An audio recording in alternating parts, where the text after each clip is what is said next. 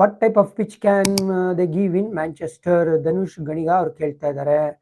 ಮಾಹಿತಿ ಪ್ರಕಾರ ಇದಕ್ಕಿಂತ ಸ್ವಲ್ಪ ಪೇಸಿ ಇರುತ್ತೆ, ಬೌನ್ಸಿ ಇರುತ್ತೆ ಅಂತ ಮಾತಾಡ್ತಾ ಇದ್ದಾರೆ old Trafford Manchester. But again ಯಾರು ಪ್ರಿಡಿಕ್ಟ್ ಮಾಡ್ತಾ ಇಲ್ಲ, ಈ ಒಂದು ಪ್ರಿಡಿಕ್ಟ್ ಮಾಡೋಕ್ಕಾಗ್ತಾ ಇಲ್ಲ ಈ ಒಂದು ಸೀರೀಸ್ ಅಲ್ಲಿ ಇಂಗ್ಲೆಂಡ್ ಅವರು ಯಾವ ಗ್ರೌಂಡ್ ಅಲ್ಲಿ ಯಾವ ತರ ಪಿಚ್ ಕೊಡ್ತಾರೆ ಅಂತ. ಯಾಕಂದ್ರೆ ನೀವು 3 ಪಿಚ್ ಸೋಫಾರ್ ನೋಡಿದ್ರೆ ಆಲ್ಮೋಸ್ಟ್ ಎಲ್ಲ ಸಬ್ ಕಾಂಟಿನೆಂಟ್ ಪಿಚ್ಗಳ ತರ ಕಾಣ್ತಾ ಇದೆ. ಒಂದ್ರಲ್ಲೂ ಲ್ಯಾಟ್ರಲ್ ಮೂವ್ಮೆಂಟ್ ಕಾಣ್ತಾ ಇಲ್ಲ, ಸ್ವಿಂಗ್ ಇಲ್ವೇ ಇಲ್ಲ ಬಿಕಾಸ್ ಆಫ್ ದಿ ಸಮ್ಮರ್. ಅದಕ್ಕೋಸ್ಕರ ಸ್ವಲ್ಪ ಕಾದ್ ನೋಡ್ಬೇಕು ಮ್ಯಾಂಚೆಸ್ಟರ್ ಯಾವ ತರ ಪಿಚ್ ಇರುತ್ತೆ ಅಂತ.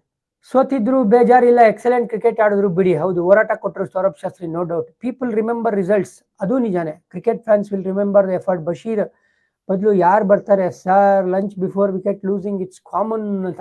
ಏನ್ ಗೊತ್ತಾ, ಲಂಚ್ಗೆ ವಿಕೆಟ್ ಬೀಳ್ತಾ ಇದ್ದಂಗೆ ಲಂಚ್ ತಗೊಂಡಿರೋದು 2 ದಿನ. ರಿಷಬ್ ಪಂತ್ ರನ್ಔಟ್ ಆಗ್ತಾರೆ, ಲಂಚ್ಗೆ ಹೋಗ್ತಾರೆ.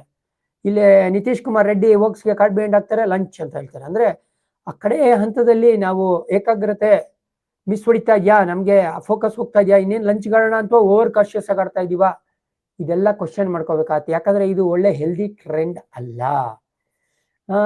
ಇನ್ನೊಂದೇನೋ ಪ್ರಶ್ನೆ ಕೇಳಿದ್ರಲ್ಲಪ್ಪ ಅವರು, 2ನೇ ಪ್ರಶ್ನೆ ಇತ್ತು ಅವ್ರಲ್ಲಿ. ಬಶೀರ್ ಬದಲು ಯಾರು ಬರ್ತಾರೆ? ಜಾಕ್ ಲೀಚ್ ಬರ್ತಾರೆ ಅಂತ ನನಗನ್ನಿಸ್ತಾ ಇದೆ. Bashir ruled out of the series, ಅವ್ರ ಫಿಂಗರ್ ಫ್ರಾಕ್ಚರ್ ಆಗಿದೆ, ಸರ್ಜರಿಗೆ ಒಳಗಾಗಬೇಕು ಅಂತ ಮಾಹಿತಿ ಬಂದಿದೆ.